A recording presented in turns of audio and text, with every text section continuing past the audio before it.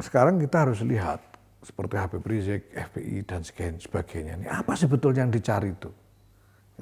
Soal politik apa? Soal ini, soal apa? Nah, intinya begini, yang ingin kita tawarkan ya, kita boleh berbeda apapun lah. Dalam hal apapun boleh berbeda. Soal jenggot, soal celana cingkrang, soal ini. Silakan berbeda. Adalah satu hal.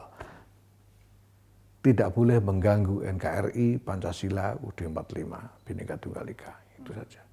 Kalau itu kita terima platform itu, mari kita berdialog dan mari kita saling mentolerir perbedaan, apapun itu. Dan dalam politik sekali lagi harus lebih rasional, jangan menjadikan identitas sebagai senjata politik, karena itu berbahaya sekali. Rasional aja, kalau memang rebutan duit, bilang aja rebutan duit itu. Jangan ngomong soal siapa beriman, siapa tidak beriman gitu loh. Kalau urusannya rebutan jabatan, bilang aja rebutan jabatan gitu.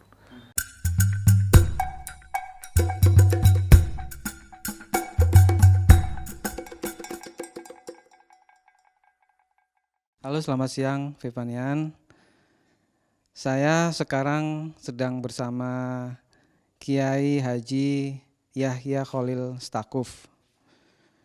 Beliau ini Kiai, dulunya pernah menjabat juru bicara Presiden Abdurrahman Wahid atau Gus Dur, kemudian pernah menjabat Dewan Pertimbangan Presiden. Kemudian sekarang beliau menjadi kandidat atau calon ketua umum NU. Saya sekarang di rumah beliau yang saya kaget sebenarnya ya, kaget rumahnya kok ya lebih minimalis daripada minimalis ini sekarang ini. Nanti bisa dilihat suasananya. Ini nggak ada perabotan apa-apa, ya cuman karpet di sini. Kemudian kursi yang saya duduki ini malah kursi untuk makan ya Gus ya, untuk makan. Kursi untuk tamu nggak ada. Jadi kalau ada tamu di sini nih semuanya lesehan. Kata beliau kalau dikasih kursi malah membatasi karena terlalu sering banyak tamu gitu. Dan perlu diketahui juga tempat ini adalah rumah kontrakan, ya, kontrakan Gus Yahya di Jakarta. Ya, jadi sekelas mantan juru bicara Gus Dur, mantan Dewan Pertimbangan Presiden, ngontrak gitu loh, ngontrak di Jakarta. Gitu. Rumah utamanya di Rembang ya Gus ya gitu. Saya sih belum pernah ke sana, cuman kata beliau ya kurang lebihnya sama juga seperti yang di sini gitu loh. Sama-sama lebih minimalis daripada minimalis ini ceritanya ini. Gus, kita ngobrol santai aja tentang hajat Gus Yahya untuk mencalonkan diri sebagai ketua umum NU gitu. Satu pertanyaan awal dari saya gitu, apa motivasinya? Ya, saya masuk dalam jajaran pengurus besar Nahdlatul Ulama ini sudah 10 tahun ini, sudah 2 periode. Tapi sebetulnya keterlibatan saya dengan NU sudah lama sekali. Saya sudah ikut terlibat dalam muktamar walaupun hanya sebagai penonton, tapi ikut di arena muktamar itu sejak tahun 79, saya masih kelas 1 SMP. Itu ada muktamar ke 26 di Semarang pada waktu itu. Sehingga saya sendiri memang seumur hidup NU itu menjadi bagian dari hidup saya dan tidak pernah lepas dari dinamika pergulatan pemikiran dan pergulatan mental saya selama ini. Nah, saya melihat saat ini NU menghadapi sejumlah tantangan besar, baik secara domestik maupun secara internasional. Nah, untuk menghadapi tantangan itu ada sejumlah hal yang harus segera dilakukan oleh NU, tidak bisa ditunda-tunda, yang intinya adalah konsolidasi organisasi secara komprehensif. Nah, saya punya gagasan-gagasan, pemikiran tentang itu.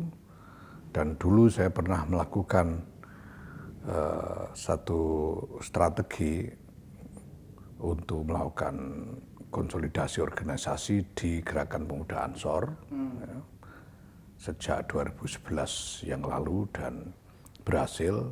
Ansor berhasil kita transformasikan menjadi organisasi yang koheren dan lebih solid.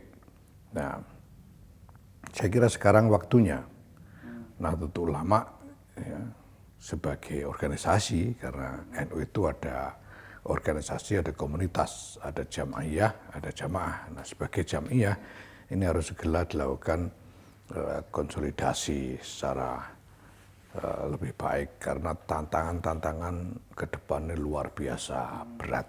Ya. Nah, maka saya menawarkan gagasan ini dan saya menawarkan diri saya untuk mengeksekusinya.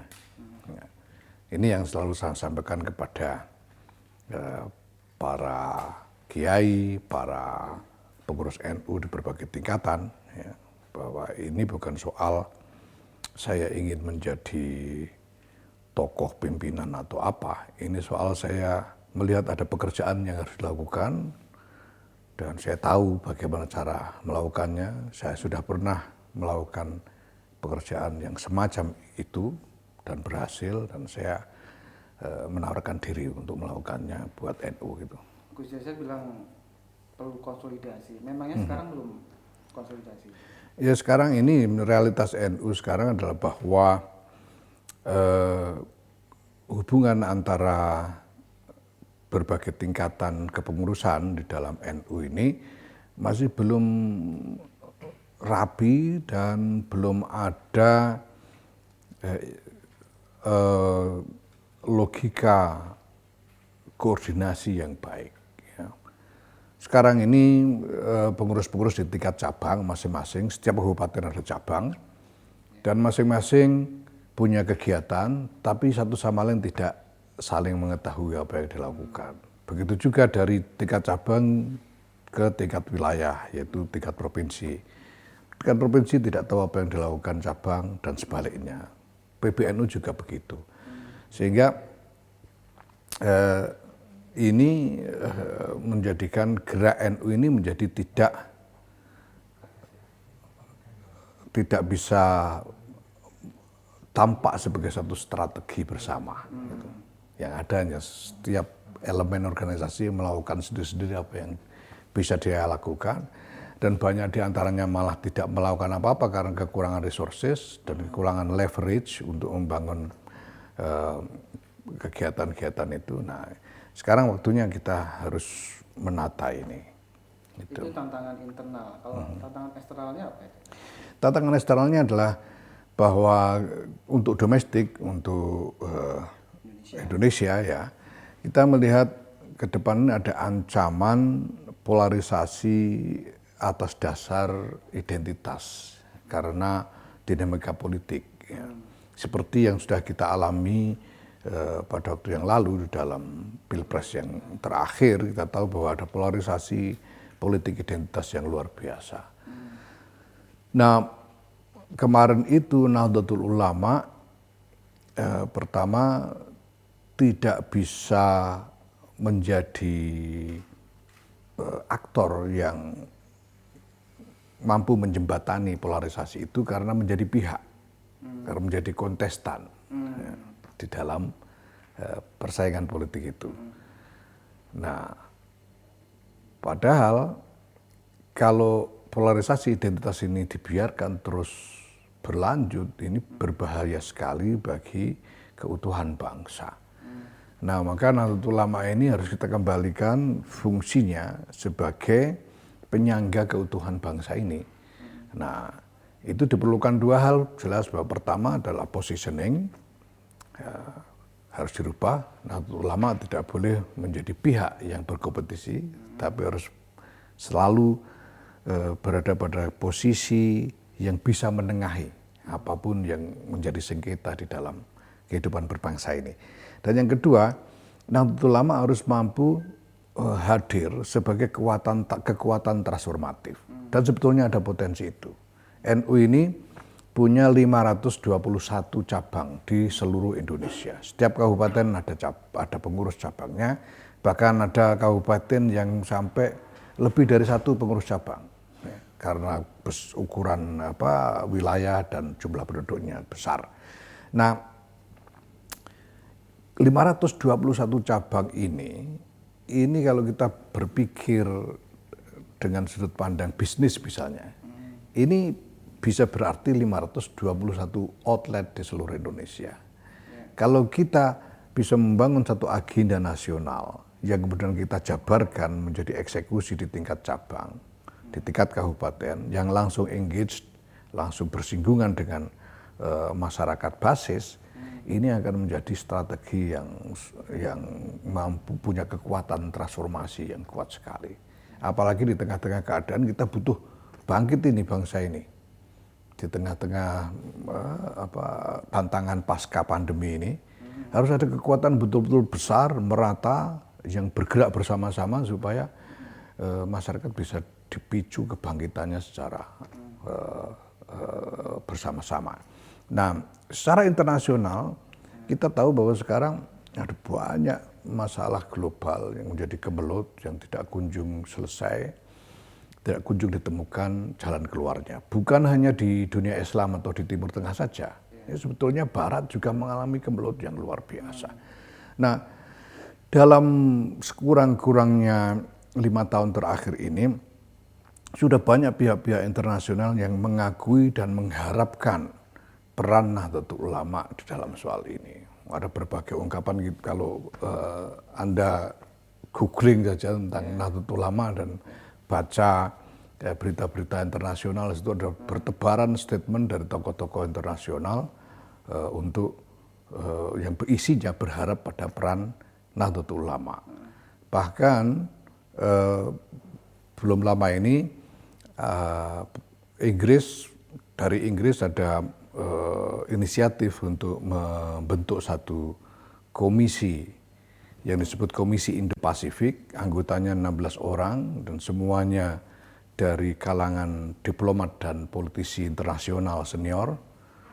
Tapi salah satu anggotanya dari Indonesia, dari Ormas, yaitu saya dari Nahdlatul Ulama. Jadi ini menunjukkan bahwa ada harapan kepada Nahdlatul Ulama ini supaya ikut serta dalam pergulatan ini dan memberikan kontribusi untuk jalan keluar. Nah, ini tantangan-tantangan besar yang harus dijawab, yang membutuhkan perbaikan kinerja dengan konsolidasi supaya Nahdlatul Ulama bisa memenuhi harapan-harapan besar itu. Gus, soal tantangan internal dan eksternal itu saya punya pertanyaan sendiri, tapi nanti saya mau fokus dulu ke masalah pencalonan.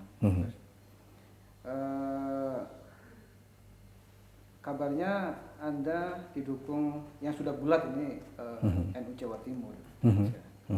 Itu benar atau sekedar klaim atau gimana? Ya, yang saya tahu, saya beberapa waktu yang lalu saya diundang untuk datang ke Surabaya dan di sana sudah berkumpul pengurus wilayah NU Jawa Timur bersama seluruh pengurus cabang se-Jawa Timur. Ada 45 cabang, semuanya berkumpul. Kemudian pengurus wilayah NU Jawa Timur mengumumkan surat keputusan hasil rapat dari pengurus wilayah yang isinya mendukung dan mengusulkan saya dengan menyebut nama saya di situ sebagai Ketua Umum PBNU 2021-2026. Kemudian surat keputusan itu ada upacara sedikit untuk menyerahkan surat keputusan itu kepada saya dan kepada perwakilan dari pengurus-pengurus cabang, yang artinya pengurus cabang ini sendiri katakanlah diperintah oleh pengurus wilayahnya untuk ikut mendukung, karena ini menurut pengurus wilayah asal-usul dari SK itu adalah bahwa pengurus-pengurus cabang ini sendiri datang ke pengurus wilayah minta izin, ya, minta izin untuk mengusung saya sebagai calon ketua umum. Gitu. Itu yang saya tahu. Nah, artinya ya saya bisa menafsirkan bahwa ini berarti Jawa Timur memang utuh dukungannya kepada saya, karena bukan hanya pengurus wilayah, tapi 45 pengurus cabang se-Jawa Timur, itu berarti seluruhnya juga hadir di sana.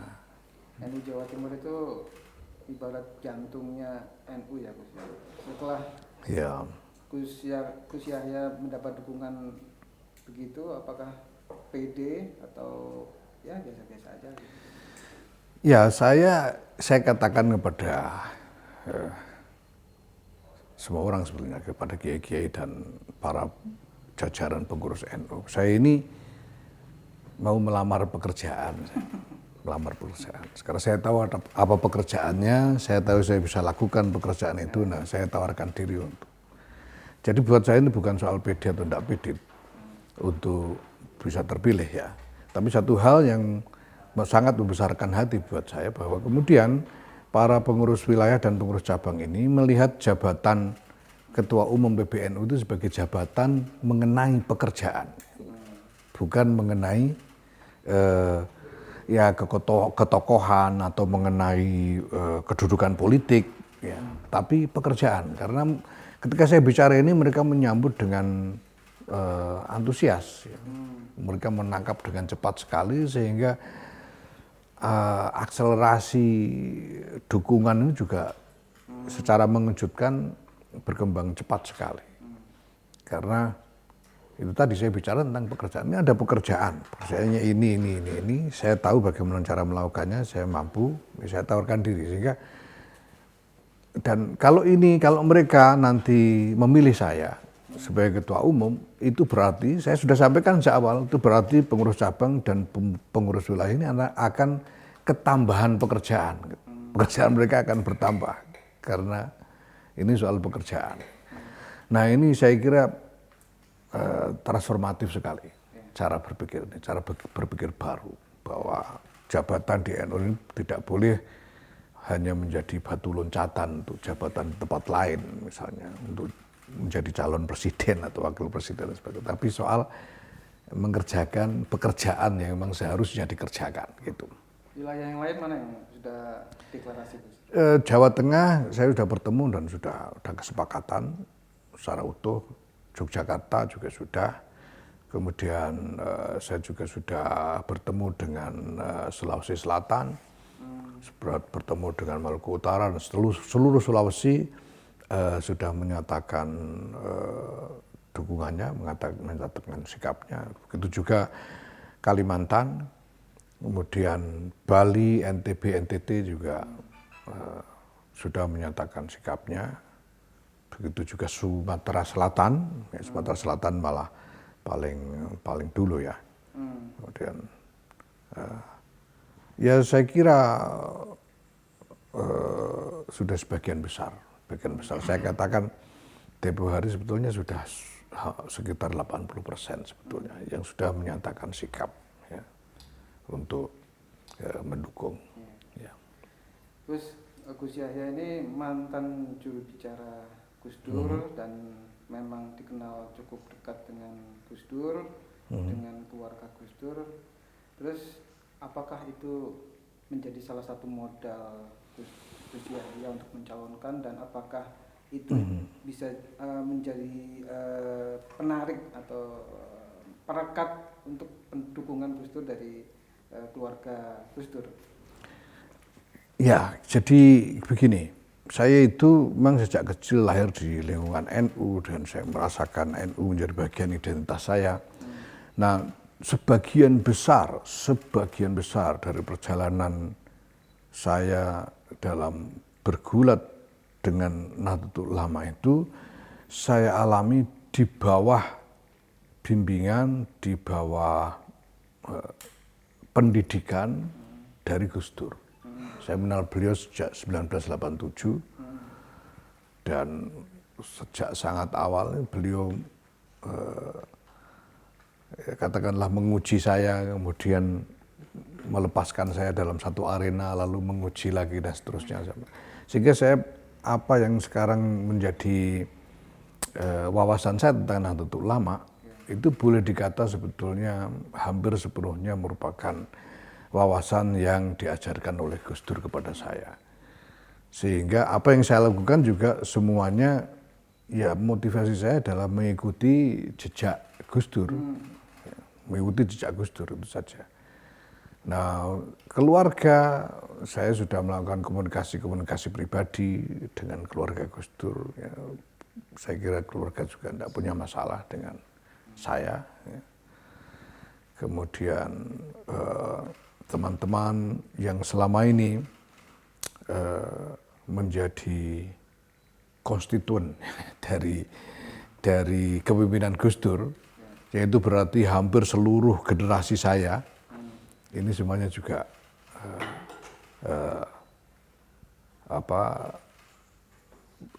sudah melakukan semacam ya konsolidasi di antara kami untuk bergerak bersama di dalam jalur pergulatan ini. Berarti keluarga Gus Dur sudah fix? Ya, secara pribadi sudah menyampaikan kepada saya bahwa beliau-beliau mendukung saya, baik dari Bu Sinta maupun dari putri-putrinya. Termasuk keluarga besar yang di Jombang, Gus Solah dan lain-lain. Ya, saya ada komunikasi pribadi dengan keluarga Tebuireng dan semuanya juga menyambut baik. Ya. Artinya tidak ada yang kemudian menentang atau ya, menolak dan sebagainya, tidak ada. Ya. Dengan gitu. Gus Bus gimana? Ayah saya sudah wafat dan sekarang paman saya Kiai Mustafa Bisri, Gus Mus yang menggantikan ayah saya tidak akan pernah membuat keputusan apapun atau melakukan apapun tanpa izin dari beliau dan tanpa perintah dari beliau. Gitu. Jadi langkah Gus Yahya sekarang ini sudah atas persetujuan Gus Ya, Mus? ya. Ya saya bahkan menerimanya sebagai perintah. Ya. Terus kita beralih ke topik yang lain soal tantangan, terutama tantangan internal tadi. Paparan Gus Yahya yang saya tangkap seolah-olah, mohon maaf ya Gus ya, konsolidasi belum terbentuk, yang artinya selama sekian tahun atau selama kepemimpinan ketua umum yang sebelumnya ini tidak terkonsolidasi tadi Gus. Memang, jadi ini serius Gus? Ya serius, sangat serius. Saya katakan begini, persoalan NU ini yang paling mendasar adalah bahwa konstruksi organisasinya tidak berubah selama puluhan tahun sejak tahun 1952. Tidak berubah. Yaitu konstruksi organisasi politik. Walaupun NU sudah menyatakan kembali ke Hito, keluar dari politik praktis, tapi cara berpikirnya, cara bergeraknya, gitu. Jiwanya masih jiwa politik. Masih seperti itu. Nah ini membuat keberadaan NU sebagai organisasi itu jadi nanggung gitu. Politik enggak, tapi enggak politik juga enggak gitu. Orangnya masih berpikir untuk mendapatkan slot di dalam kabinet gitu. Tetapi bukan partai politik gitu. Jadi ini nanggung semua. Nah, sementara itu seperti biasanya partai-partai politik juga yang ada yang sekarang di Indonesia ini, hubungan antara jenjang-jenjang kepengurusan itu kan ditentukan pada soal bagaimana resources politik, sumber daya politik didistribusikan. Jadi cabang taat kepada wilayah karena wilayah punya otoritas untuk mendistribusikan jumlah sumber daya. Kemudian pengurus pusat punya otoritas karena punya. Nah persoalannya di NU ini sekarang tidak ada resources yang jelas-jelas bisa didistribusikan. Gitu. Sehingga hubungan antara jenjang-jenjang yang berbeda di dalam kepengurusan ini juga menjadi tidak teratur. Nah ini yang semua yang harus dibereskan dengan membangun konstruksi baru. Nah caranya ya dengan menjadikan pengurus-pengurus cabang ini sebagai outlet untuk eksekusi agenda-agenda nasional. Jadi tidak perlu bikin kegiatan macam-macam di PBNU karena nanti fungsi PBNU adalah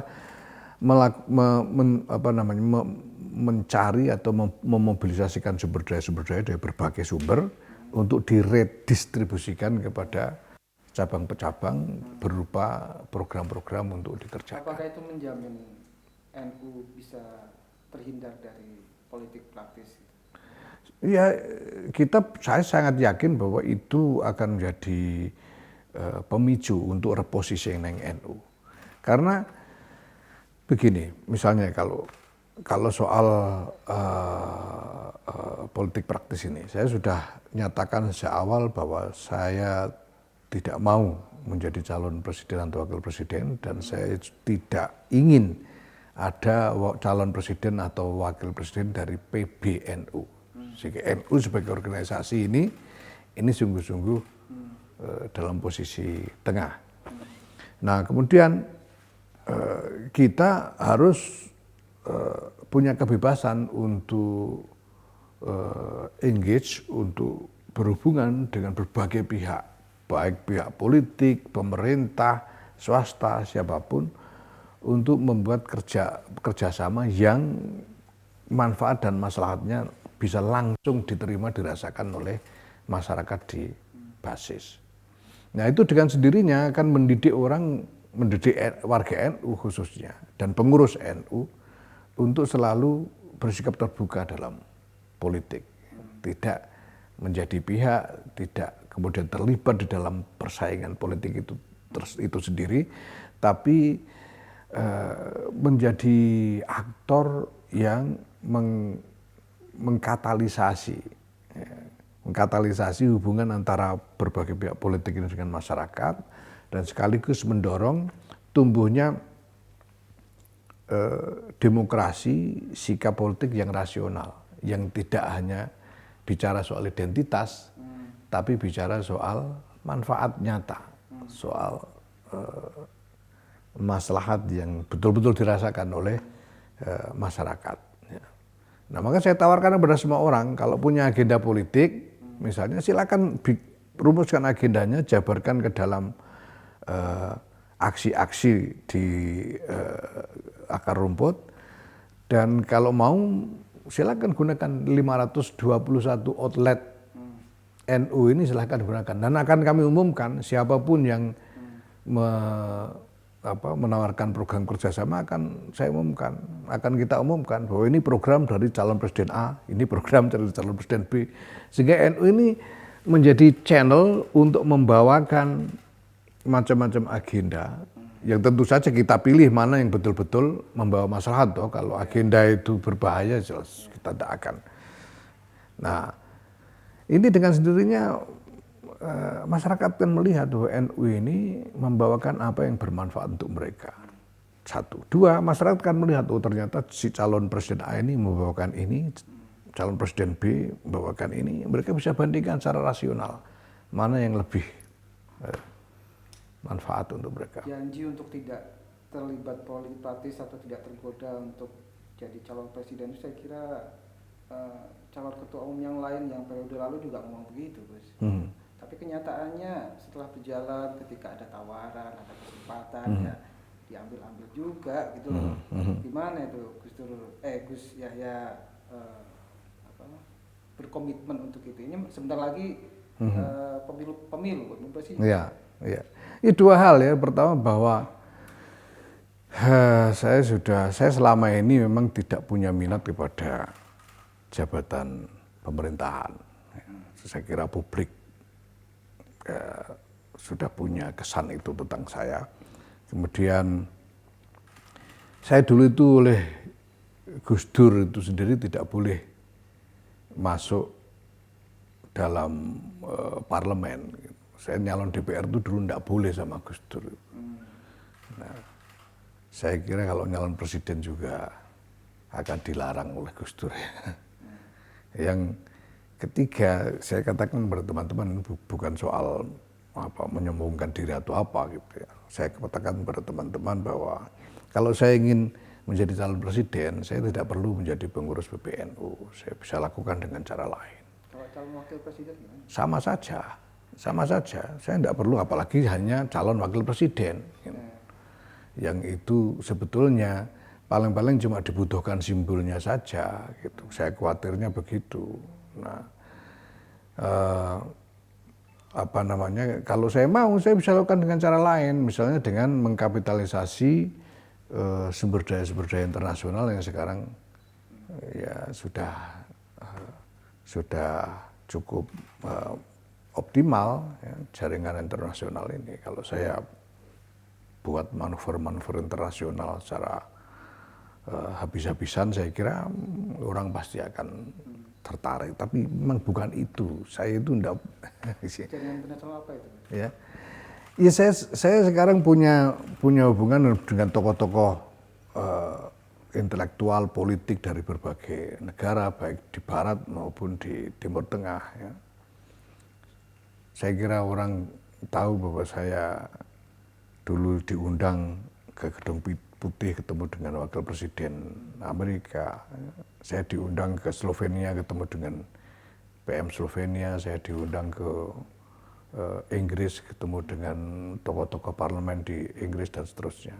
Jadi ini sekarang sudah menjadi jaringan internasional yang bisa dikapitalisasi.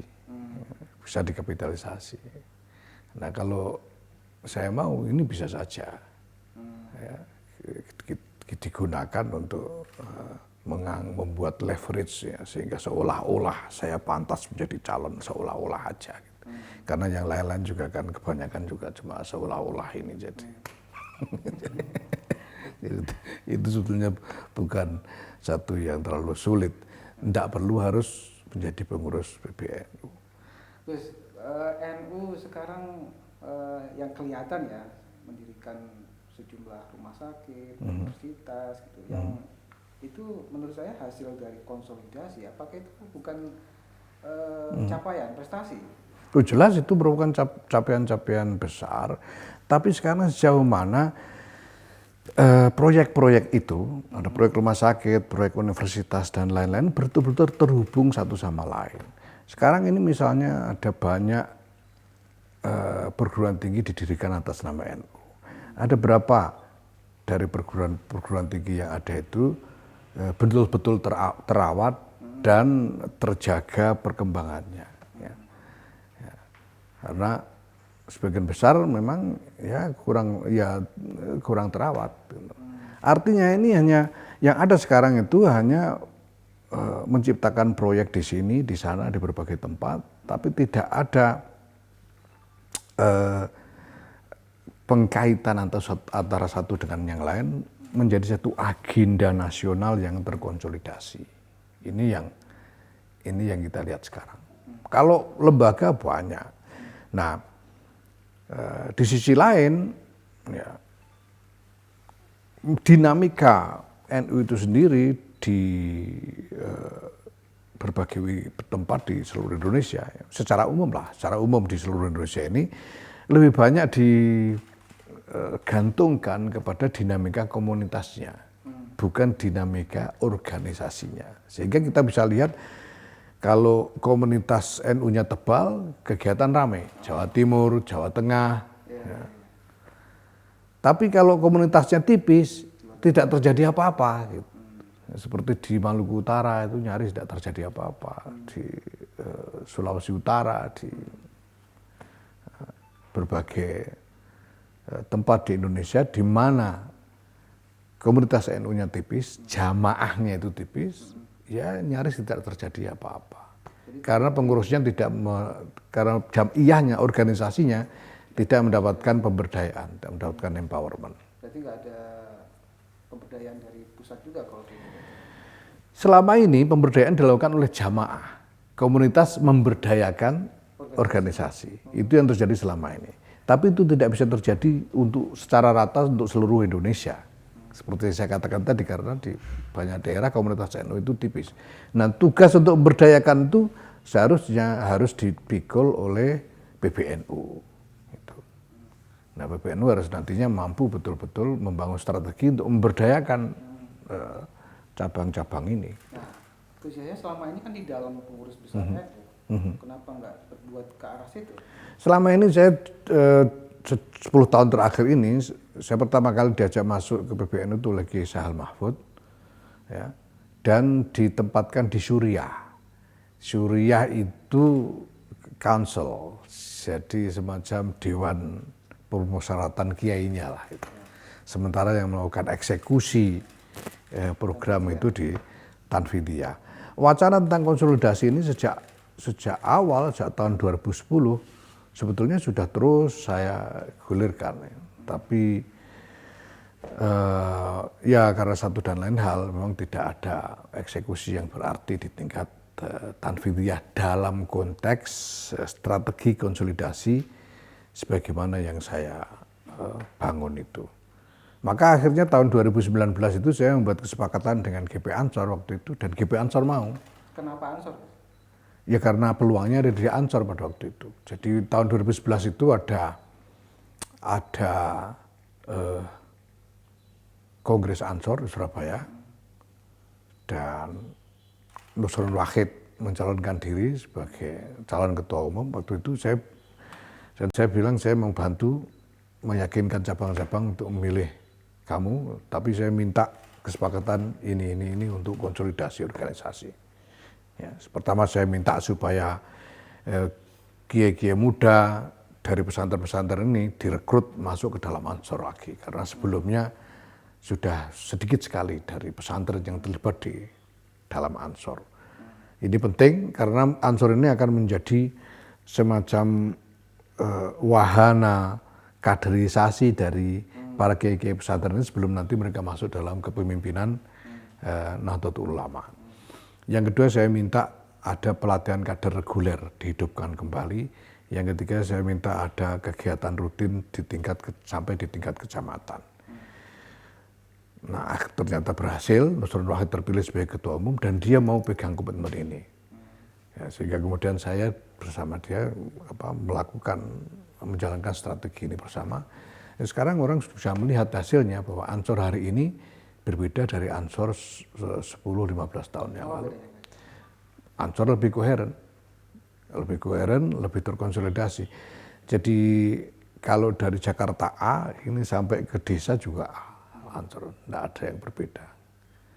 Kalau ada perintah bergerak dalam waktu yang cepat bergerak, itu sekarang yang kita kalau menurut citranya punya. Ansor itu kan identik dengan Bansar, ya. Bansar identik dengan ya semacam paramiliter yang begitulah gitu. Apakah itu bagian dari hasil konsolidasi?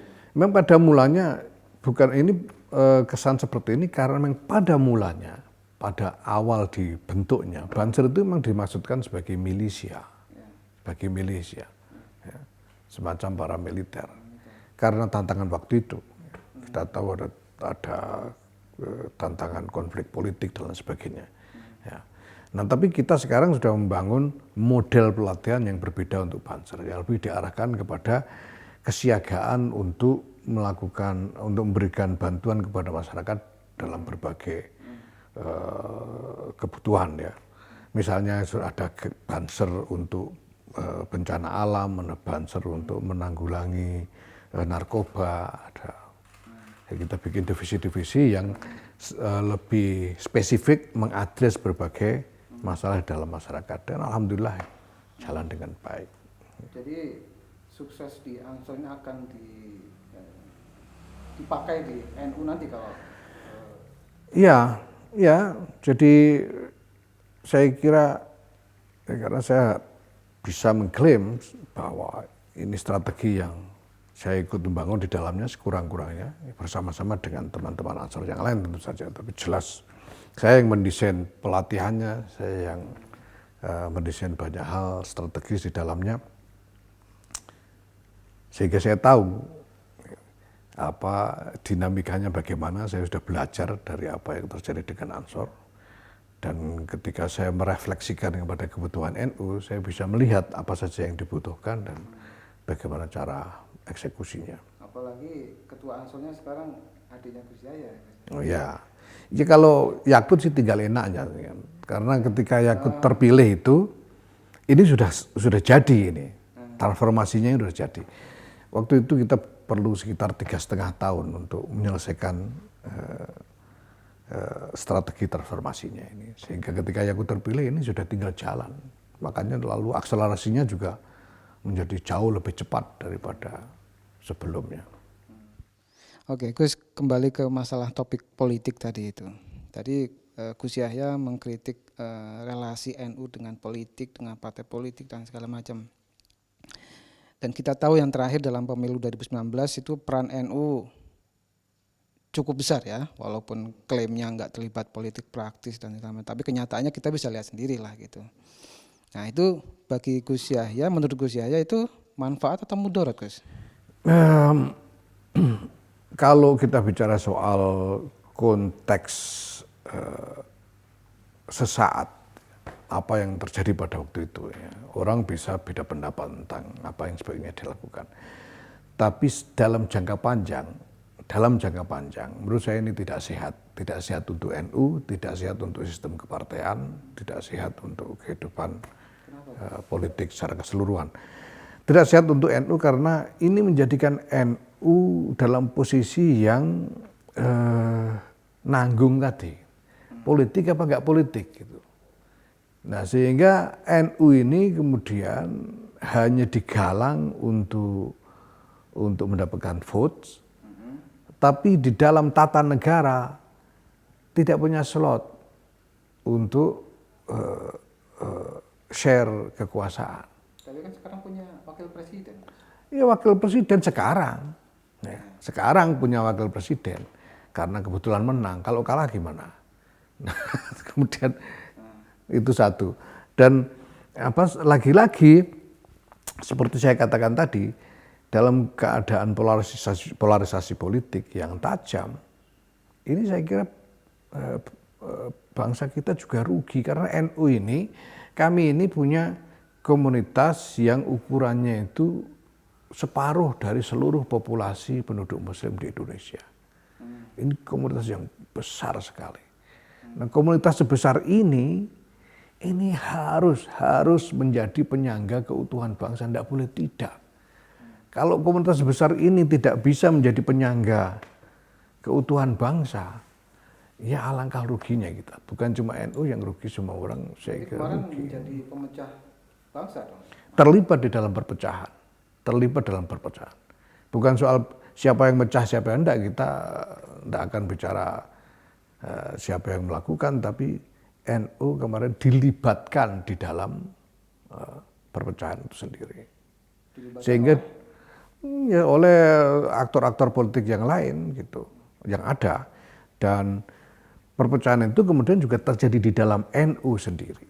Gitu. Seperti hasil survei kemarin yang mau memilih pasangan Pak Jokowi dan Kiai Ma'ruf Amin itu hanya 58% dari warga NU, yang 42% tidak. Padahal ini calonnya adalah Rois Am, pemimpin tertinggi NU, tapi hanya separuh lebih dikit yang mau memilih, sedangkan nyaris separuh yang lain tidak mau. Artinya NU sendiri terbelah, 58-42 itu pembelahan sudah pembelahan. Nah ini jelas merugikan untuk NU sendiri juga. Gitu. Ya, kalau menurut saya waktu itu Kiai Ma'ruf Amin sebagai simbol NU malah atau justru seolah-olah menyetop perpecahan atau fragmentasi di kalangan masyarakat waktu itu. Ya kita berusaha begitu, tapi karena posisi sebagai kontestan ini mempersulit artikulasi dan menjadi hambatan persepsi dalam masyarakat kan, gitu loh. Itu masalahnya karena posisi sebagai sebagai kontestan sebagai pihak, gitu. Itu. Nah kalau NU tidak menjadi pihak, NU bisa bicara kepada semua pihak yang ada. sekarang NU punya wakil presiden ini ada manfaatnya atau nggak ada? Kalau manfaat jelas ada manfaat yang besar. Apa itu?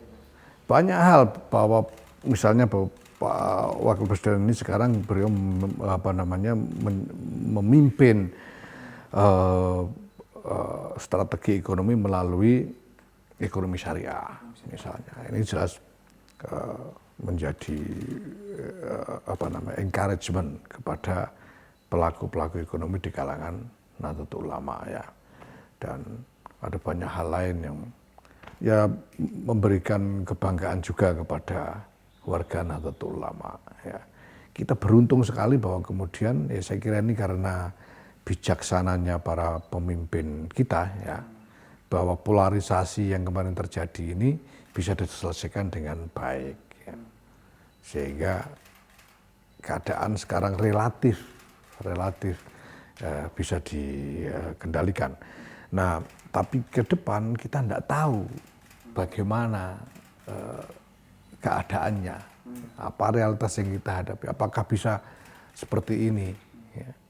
Sekarang ini saya kira kita beruntung sekali bahwa setelah polarisasi yang luar biasa tajam begitu, ya, sampai bicara soal ya, di bawah itu kan sudah bicara soal kafir, munafik, soal macam-macam gitu. Yang ini luar biasa. Sudah bicara soal halal-halalan darah dan sebagainya kan. Ini berbahaya sekali. Untungnya kemarin itu bisa karena saya kira kehebatan dari para pemimpin kita hari ini, alhamdulillah bisa diselamatkan keadaan. Nah ke depan mana kita tahu gitu. Kita harus berpikir skema yang lebih sistematik, lebih deliberate ya, dalam soal ini, tidak hanya mengandalkan keberuntungan saja. Gitu. Kemarin itu saya kira bangsa kita beruntung sekali punya. Beruntung kenapa? Beruntung karena punya pemimpin politik yang memang bijaksana sehingga mampu menyelesaikan polarisasi ini dengan cara yang baik. Sehingga sekarang relatif harmoni bisa dikembalikan. Kalau ke depan ternyata lain kan, kita tidak tahu depan ini muncul pemimpin seperti apa. Ya, sehingga kita harus bangun strategi yang lebih deliberate untuk menata struktur sosial politik ini sedemikian rupa sehingga bisa mencegah polarisasi dan perpecahan yang berbahaya. Gitu. Terus janji Gus Yahya untuk tidak jadi capres atau cawapres itu diingat loh Gus ya. Ya silakan nanti dibuktikan. Silakan dibuktikan. Oke Gus. Kalau Gus Yahya bisa dipegang, nanti apakah gini ditanya kalau kemarin kan oke ketua umumnya nggak nyalon, tapi Rois Amel diminta. Nanti misalnya 2024 ada kayak gitu lagi atau nggak usah kayak gitu, ada orang calon lain datang ke NU, soal namanya tamu ya datang terus minta dukungan gimana? Ya kita restui, kita doakan itu siapa saja yang datang kita doakan. Bahkan saya bilang tadi bahwa kalau memang menjadi kandidat yang rasional, ya kita ingin mendorong supaya ini kandidat-kandidat ini betul-betul merancang, membangun satu agenda yang akan mereka tawarkan kepada bangsa dan negara. Nah kemudian agenda ini paling tidak buatkan semacam teaser ya, iklan lah ya, iklan yang bisa dilihat ya, paling tidak sedikit sebagai program yang kemudian bisa dirasakan oleh basis. Mau bikin program apa Mas? Mau punya agenda apa? Agenda ekonomi terkait dengan pertanian. Coba bikin program pertanian yang bisa dieksekusi di tingkat basis. Ya. Program ekonomi UKM, buat program itu supaya bisa dieksekusi di basis. Nah kalau mau, saya tawarkan channel NU ini sebagai saluran untuk mendelivery, untuk membawakan agenda itu dari tingkat nasional ke masyarakat bawah. Ya. Dan semua boleh kita tawarkan kepada semua yang Nah, dengan begitu, pertama kandidat-kandidat ini sendiri menjadi lebih rasional. Dia tidak cuma nampang, tapi betul-betul menawarkan sesuatu yang nyata. Yang kedua, masyarakat secara instan memperoleh manfaat karena ada program yang manfaatnya jatuh kepada mereka. Nah, kita harapkan ini akan memicu satu dinamika yang bersifat transformatif sehingga demokrasi kita menjadi lebih rasional, tidak hanya mengandalkan identitas, simbol-simbol identitas. Oke. Janji Gus Yahya apa nih Gus tentang hubungan NU dengan partai politik, terutama partai politik yang berbasis NU, contohnya PKB atau P3, yang utama PKB lah gitu kan. Soalnya saya dengar-dengar juga siapapun calon ketua umum NU, siapapun ketua umum NU nanti ini menentukan masa depan partai tertentu. Partai tertentu maksudnya PKB, ya jelas. Dan saya lihat PKB juga tidak khawatir dengan gagasan ini, karena menurut saya melihat PKB selama ini juga sudah mulai berkembang menjadi partai yang lebih rasional. Contohnya apa? Ya contohnya sekarang ya gampang saja ya, PKB sekarang tidak lagi mengandalkan figur karismatik karena memang tidak ada. Sehingga ya terpaksa harus menjual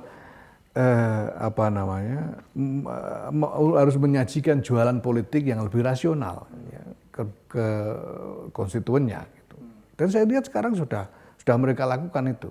Sehingga ketika saya bicara tentang bagaimana membangun agenda nasional untuk dieksekusi sebagai program di bawah, mereka juga tidak khawatir. Saya lihat teman-teman di PKB juga senang dan menyambut baik soal ini.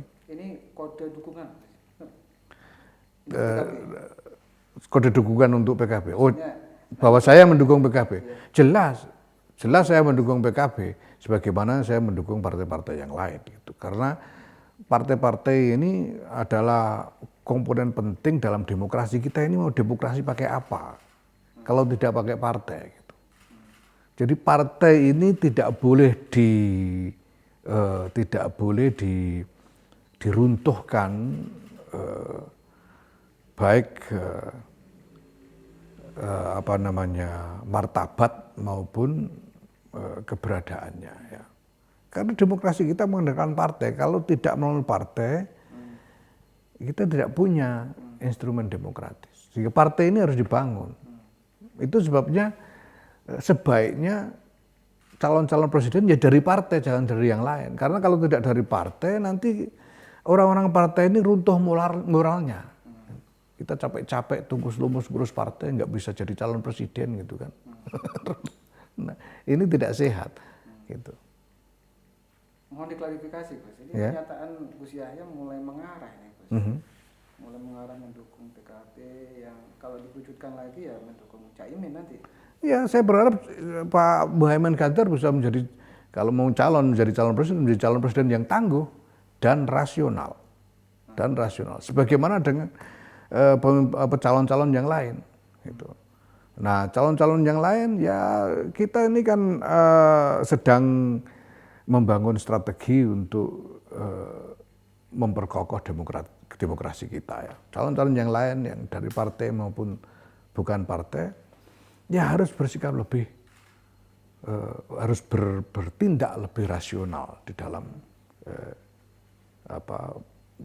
pergulatan politiknya, sehingga tidak mengandalkan hanya kepada simbol-simbol identitas. Ya pada calon dari partai yang lain seperti dari Golkar misalnya, ya kita sangat berharap supaya tampil sebagai calon yang rasional. Mungkin Pak Erlangga mau nyalon harus tampil sebagai calon yang rasional. Dari PDIP juga siapapun yang ya kita tahulah ada wacana sejumlah nama di sana. Kalau mau tampil sebagai calon yang rasional. Kalau P3 belum jadi partai yang rasional? Nah, kita belum tahu siapa yang mau nyalon dari P3 gitu ya. Bukan, maksudnya organisasi politiknya. Saya kira sekarang ini P3 akan terpaksa menjadi rasional, terpaksa, karena nggak ada cara lain. Gitu. Nggak ada cara lain hari ini untuk P3. mengkapitalisasi identitas Islam juga ruangnya sudah terlalu sempit. Mengkapitalisasi apalagi identitas NU juga ruangnya sempit. Mau tidak mau harus menjadi partai yang rasional. Oke Gus, ini yang soal politik kita sudahi, kemudian saya mau beralih ke topik yang lain. Ini agak sensitif ya Gus ya, gitu. Gus Yahya berapa tahun lalu ke Israel Gus. Nyampe sini dikecam habis-habisan. Nggak cuman di luar NU, di NU pun ada suara-suara yang mengecam gitu Gus. Apa misinya Gus? Ya orang-orang cuma tahu saya ke Israel ya kan. Padahal saya itu kan bukan cuma ke Israel, saya juga ke Amerika, saya juga ke Mesir, saya ke Eropa, saya ke Inggris, saya kemana-mana. Karena saya memang punya bukan hanya misi tapi tugas ya, untuk menghadirkan NU di dalam berbagai titik pergulatan masalah internasional itu. Ya, itu pertama. Dan kedua, saya kira orang harus ingat ya bahwa sebelum saya datang ke Yerusalem itu sudah bertahun-tahun orang lupa pada Palestina. Orang sudah lupa pada isu Palestina. Bukan hanya di dalam negeri, tapi juga secara internasional. Semua proses perundingan terhenti, macet. Ya. Nah, tapi Setelah itu? Kemudian saya datang dan ini menjadi isu besar karena saya adalah pemimpin dunia Islam. Ya. Sebesar apapun kapasitas saya kan, karena saya waktu itu sudah Khatib Am PBNU, yang berani datang ke Yerusalem setelah lebih dari 30 tahun. Yang terakhir datang ke sana adalah Gus Dur. Ya. Dan ini kemudian menjadi isu besar, bukan hanya secara domestik, tapi secara internasional. Dan kemudian sudah itu, ya sudah itu nyatanya sudah itu mulai bergulir lagi wacana tentang upaya-upaya perdamaian itu. Tapi Palestina nggak jadi lebih baik sekarang kan? Ya karena masalahnya memang sulit sekali. Masalahnya memang sulit sekali. Saya katakan sekarang kita harus bicara pada akar masalah, yaitu agama. Dan ini sudah disampaikan oleh Gus Dur 16 tahun sebelumnya, tahun 2002. Masalahnya masalah agama. Orang Islam memusuhi Yahudi itu alasannya agama. Orang Yahudi memusuhi Islam dan Kristen alasannya agama. Orang Kristen juga begitu. Nah sekarang kita harus temukan cara supaya wawasan keagamaan ini ditransformasikan sedemikian rupa sehingga tidak lagi mendorong permusuhan di antara kelompok-kelompok yang berbeda. Berbeda ya, tapi tidak perlu permusuhan. Itu dulu diselesaikan harusnya. Kalau itu belum selesai, mau bicara apa saja, sulit. Waktu itu bicaranya di komunitas Israel. Nah, gimana dengan gagasan Gus Yahya untuk komunitas Palestina? Apakah sudah tersampaikan juga? Ya saya bisa dilihat saya juga sudah buat saya terlibat dalam berbagai seminar dan saya menyampaikan presentasi dalam baik bahasa Inggris maupun bahasa Arab soal ini. Saya kira komunitas Palestina baik yang di wilayah Palestina sendiri maupun tersebar sebagai diaspora secara internasional, saya kira sudah mendengar artikulasi saya selama ini. Nah, waktu itu kalau nggak salah dua kelompok yang paling besar di Palestina, Hamas sama Fatah juga kurang nyaman, terutama Hamas ya kan? Ya karena mereka memang belum engage secara nyata di dalam proses perundingan itu sendiri. Dan saya memang tidak terlebih dahulu bicara dengan mereka karena ini adalah kesempatan yang datang begitu saja dan harus saya ambil. Tapi ketika saya berada di Yerusalem, saya berada di sana selama seminggu, saya engage tidak hanya dengan satu kelompok pada waktu itu, saya engage dengan banyak kelompok. Saya kira ini sudah bertebaran di berbagai video tentang wawancara dengan saya tentang kunjungan ke Israel itu ya. Dan saya kira sekarang semua pihak bisa memahami Dan terbukti sekarang walaupun masih terlalu sulit, paling tidak pembicaraan tentang perdamaian itu, proses perdamaian itu sudah bergulir lagi. Semua pihak itu siapa? Iya, baik dari Arab maupun dari Israel, kemudian dari Barat, apakah Amerika, Eropa. Dan ini mulai bergerak. Belum lama ini ada inisiatif misalnya antara Israel dengan beberapa negara Teluk untuk membuat kesepakatan yang disebut sebagai Abraham Accord. Yang basisnya adalah agama-agama, tradisi agama-agama Ibrahim. Ini inisiatif yang bagus, tidak sempurna, tapi cukup bagus sebagai permulaan. Masih banyak lagi harus dilakukan kalau urusannya Palestina. Tapi sekali lagi, buat saya ini bukan hanya soal Israel Palestina. Ini soal menghadirkan Nahdlatul Ulama di sekian banyak titik pergulatan internasional. Ini masih, kalau mau tanya kapan urusan Israel Palestina ini bisa diselesaikan, ya tidak ada orang bisa jawab toh. Siapa bisa jawab? Nggak ada orang bisa jawab. Tapi orang tidak boleh putus asa untuk mencari jalan keluar. Karena semua hal sudah kita lakukan, protes sudah puluhan tahun, perang puluhan tahun, diplomasi puluhan tahun. Belum ada hasil, kita tidak boleh putus asa. Kita harus terus mencari peluang untuk jalan keluar. Tapi masalah dunia ini bukan cuma Israel Palestina. Ada banyak masalah lain. Ada juga masalah melemahnya rezim tata dunia baru sudah perang dunia kedua. Ini masalah yang sangat mendasar sehingga terjadi invasi Amerika ke Irak, invasi Rusia ke Crimea, invasi Kazakhstan ke Nagorno-Karabakh dan lain sebagainya.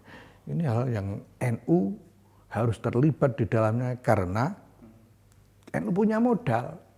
NU dan Indonesia punya modal untuk ditawarkan. Ya, masalahnya di Indonesia isu Palestina Israel ini lebih sensitif, Bos. Untuk kepentingan siapa?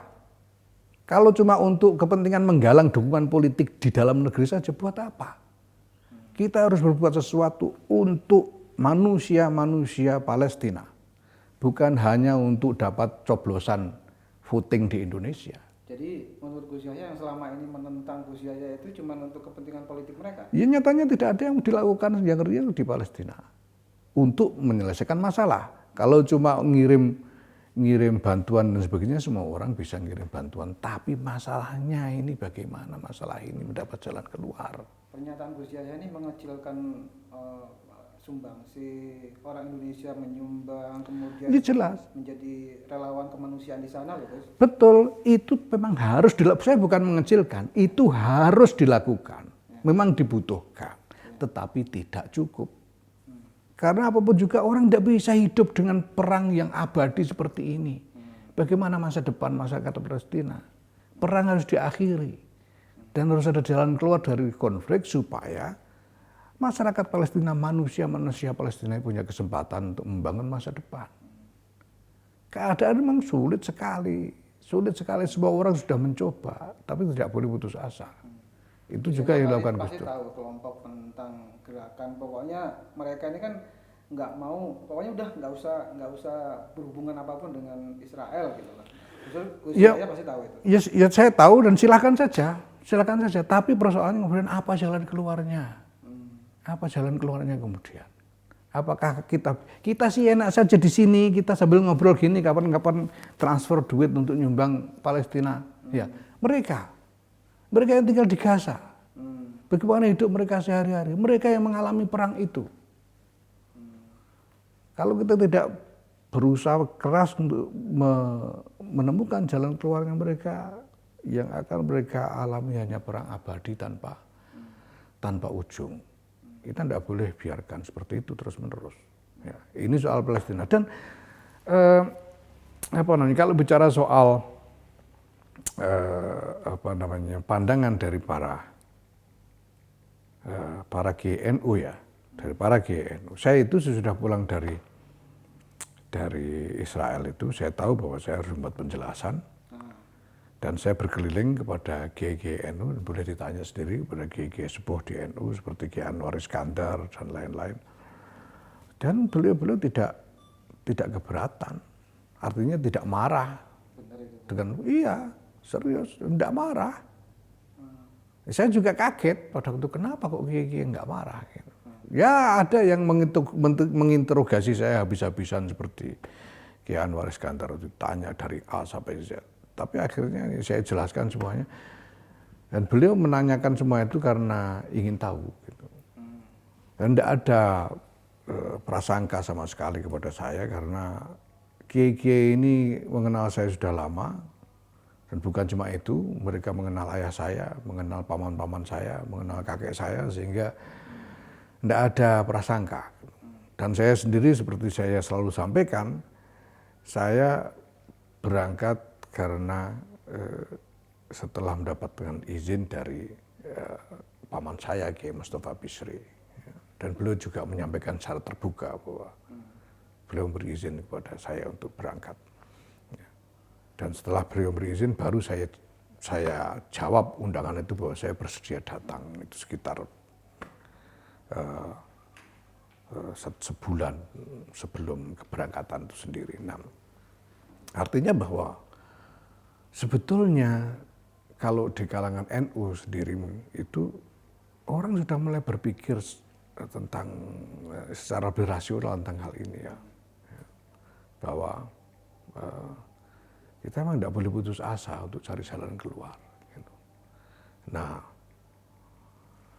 kalau kita nunggu sampai Israel mengakui keberadaan Palestina misalnya, Israel mengakui keberadaan Palestina itu sendiri kan perlu proses, Pak. Tidak bisa hari-hari tiba-tiba mengakui, kan nggak bisa begitu. Harus ada proses politik. Prosesnya ini yang harus dipicu dan memerlukan ikhtiar supaya ada proses sampai Israel mengakui keberadaan Palestina, kan begitu. Nah, artinya ini masalah yang sudah lama, yang mendalam akarnya, tapi kita tidak boleh putus asa untuk mencoba, untuk mengikhtiarkan jalan keluarnya. Apa yang diharapkan dari pemerintah? Apakah seperti usulannya Gus Dur waktu itu, bahwa Indonesia harus menjalin hubungan diplomatik dengan Israel? Apakah Gus Yahya pengen seperti itu pemerintah Indonesia?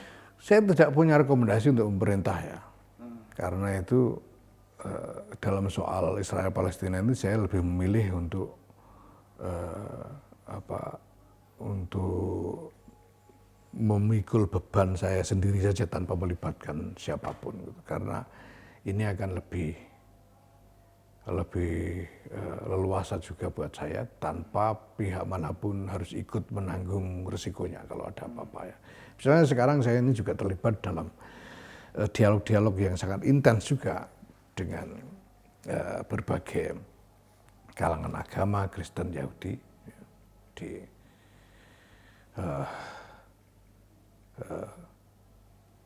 lingkaran-lingkaran internasional dengan lingkaran agamawan di Argentina, di Amerika, di Jerman dan sebagainya. Terkait dengan masalah hubungan antara agama yang menjadi akar persoalan di Israel Palestina ini. Ya, itu sekarang sedang berlangsung dan saya lakukan.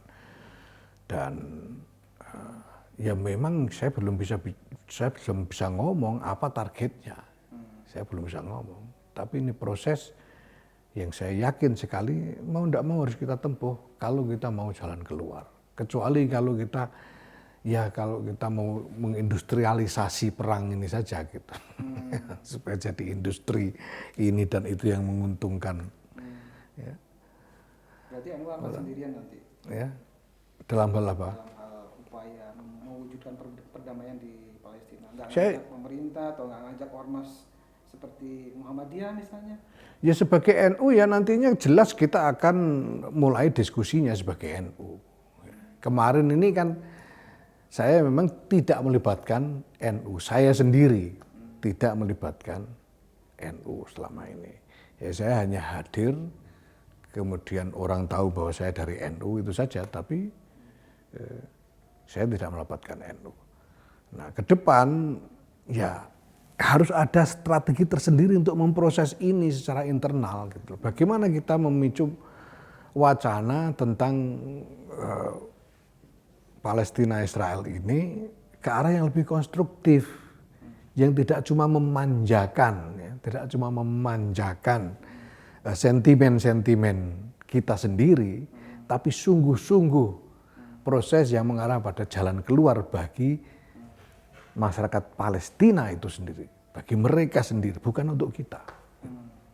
Pada waktu saya pulang itu ada seorang teman bertanya, apa sih untungnya buat NU sampean pergi ke Palestina itu, sampean pergi ke Israel itu? Ya saya bilang, kok sampean tega nanya untungnya NU itu loh, saya bilang.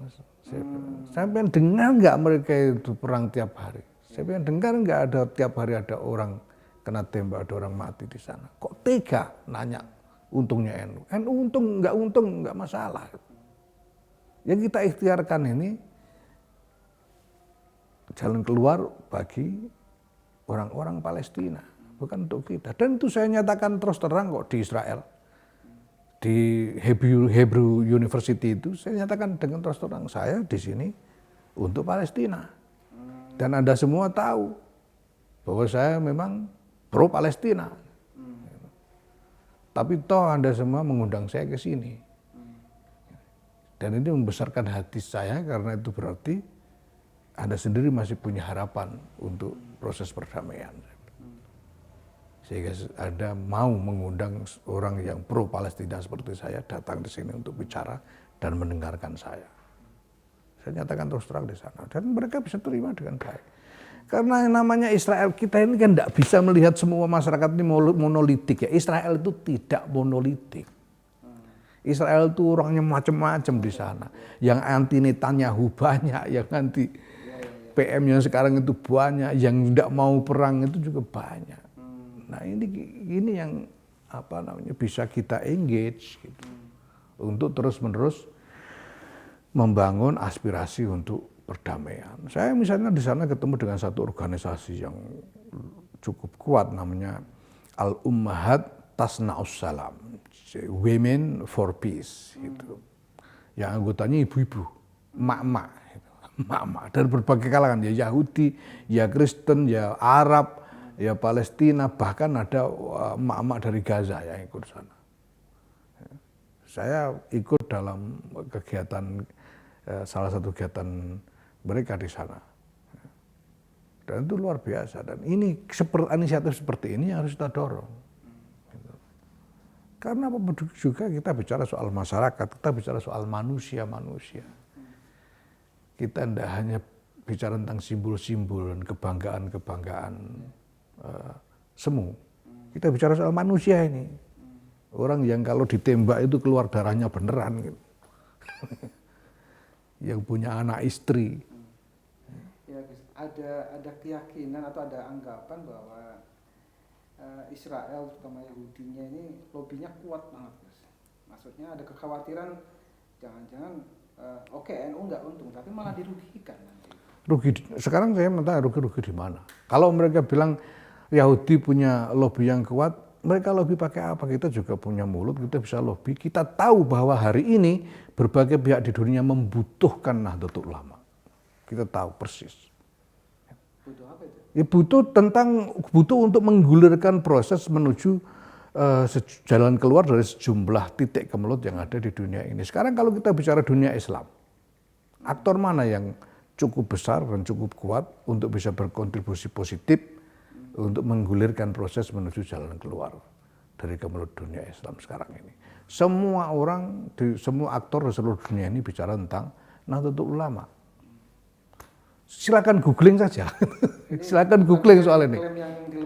Silakan googling dan lihat itu berita-berita internasional terkait Nahdlatul Ulama.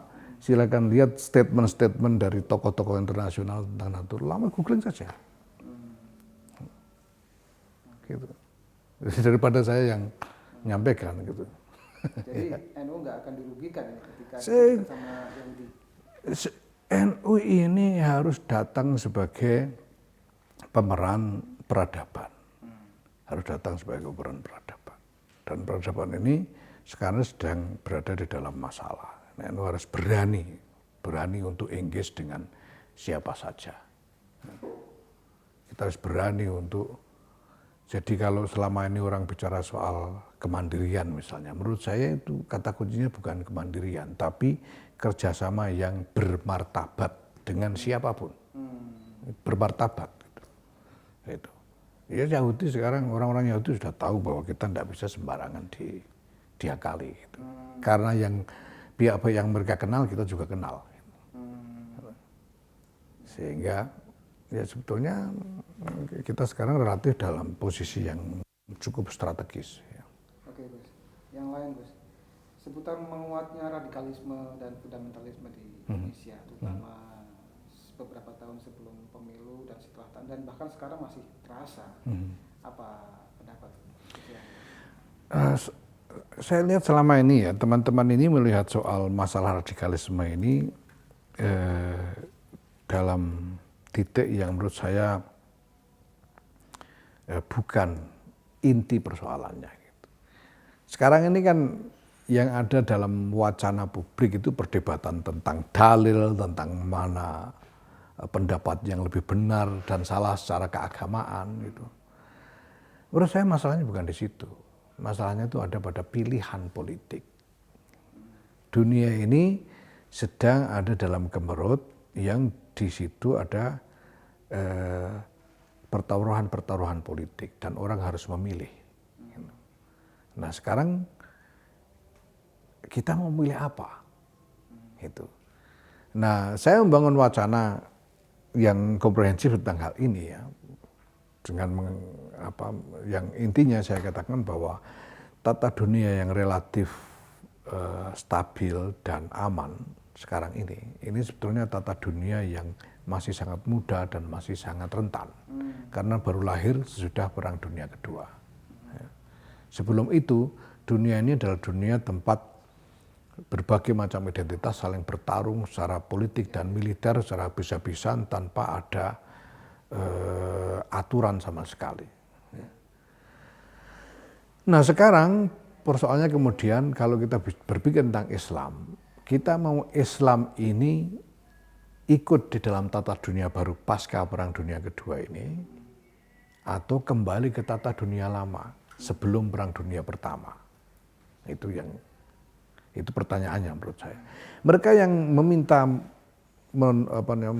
bicara tentang memperjuangkan khilafah, itu mereka yang ingin kembali ke tata dunia sebelum Perang Dunia Pertama dengan model-model khilafah itu. Negara berbasis identitas agama. Tapi kalau kita mau terlibat, kalau kita mau ikut di dalam tata dunia pasca Perang Dunia Kedua, maka ya kita harus menerima berbagai norma tentang kedaulatan perbatasan, norma tentang hak asasi manusia, norma tentang demokrasi dan lain sebagainya. Nah, ini adalah framework tata dunia baru sesudah Perang Dunia Kedua. Nah, orang harus memilih, pilih yang mana. Tata dunia baru ini seperti saya bilang masih terlalu muda, sangat muda, dan masih rentan. Sehingga sekarang ini ada bahkan mengalami pelemahan-pelemahan di berbagai segi. Nah tapi tata dunia baru ini adalah satu-satunya peluang yang kita punya untuk membangun masa depan peradaban yang lebih baik. Kalau kita mau memaksakan kembali ke tata dunia yang lama, resikonya adalah keruntuhan peradaban. Karena kalau Anda mau bikin khilafah Islamiyah seperti sebelum Perang Dunia Pertama, ini Indonesia harus bubar, Malaysia bubar, Brunei harus bubar, Bangladesh, Pakistan, Saudi harus bubar semua menjadi satu khilafah. Anda mau minta perang berapa puluh tahun sebelum itu terjadi. Nah, maka saya kira sekarang saatnya kita menyadari soal ini dan sudah kita ikuti pilihan dari para pemimpin kita dulu. Para pemimpin Islam Indonesia, para pemimpin Islam Indonesia.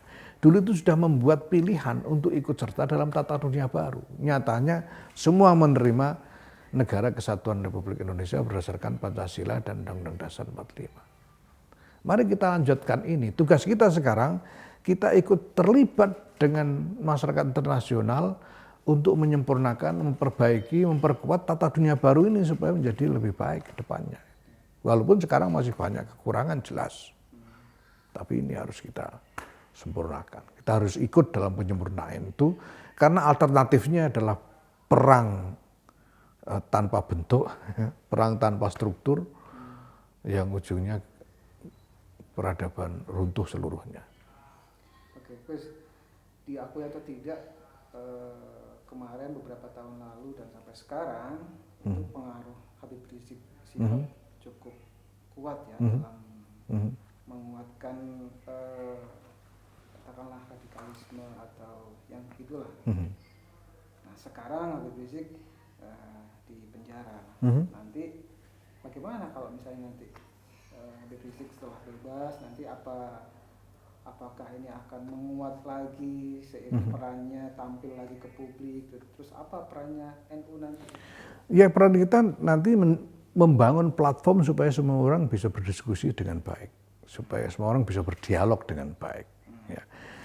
Maka sekarang kita harus lihat seperti Habib Rizik, FPI dan sebagainya. Ini apa sebetulnya yang dicari itu?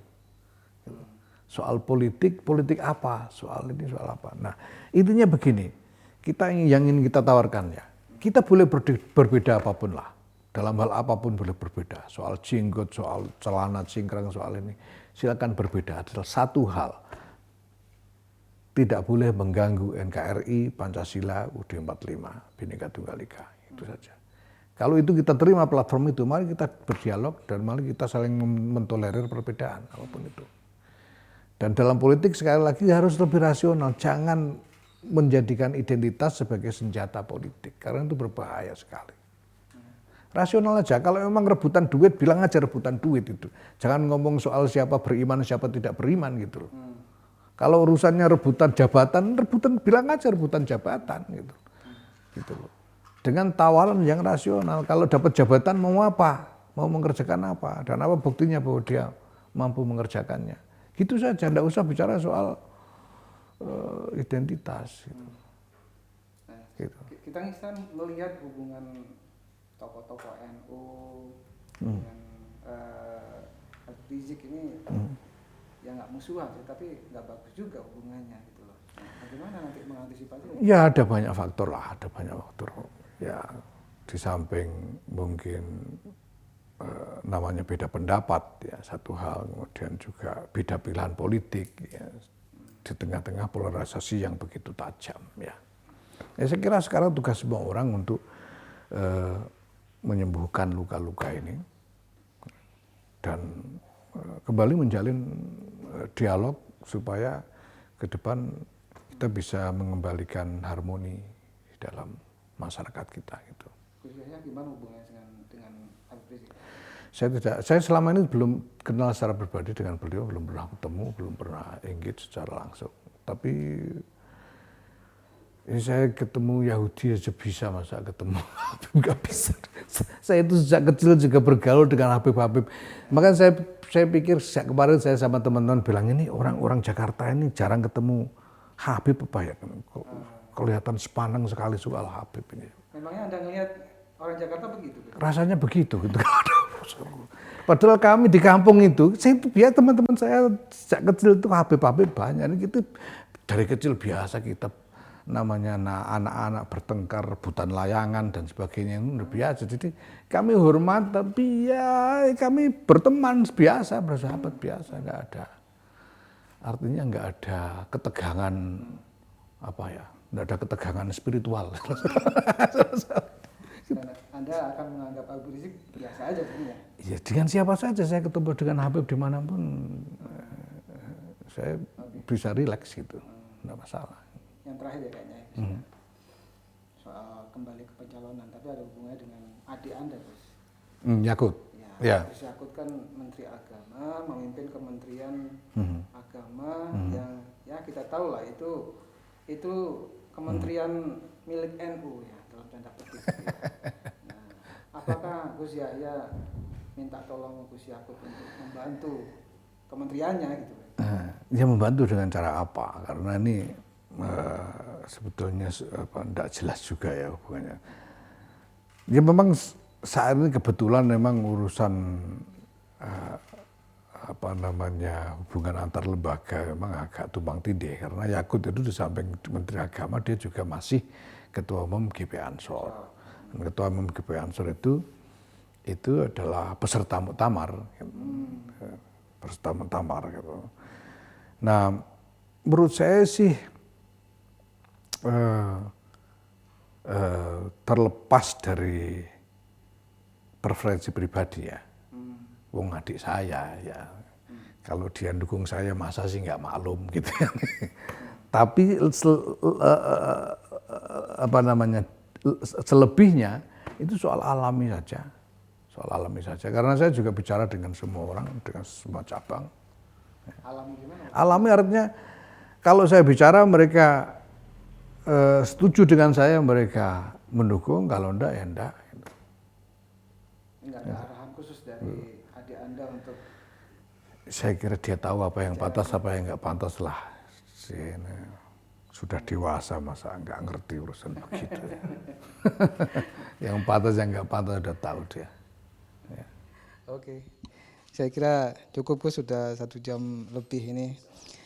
Oke, begitu Vivanian, ini ngobrol-ngobrol santai dan serius tapi dengan Gus Yahya di rumahnya yang sederhana dan lebih dari minimalis malah ini gitu. Terima kasih Gus Yahya atas kesempatannya bincang-bincang yang begitu banyak wawasan dengan saya gitu, dengan pembaca Viva di seluruh Indonesia gitu. Terima kasih. Assalamualaikum warahmatullahi wabarakatuh.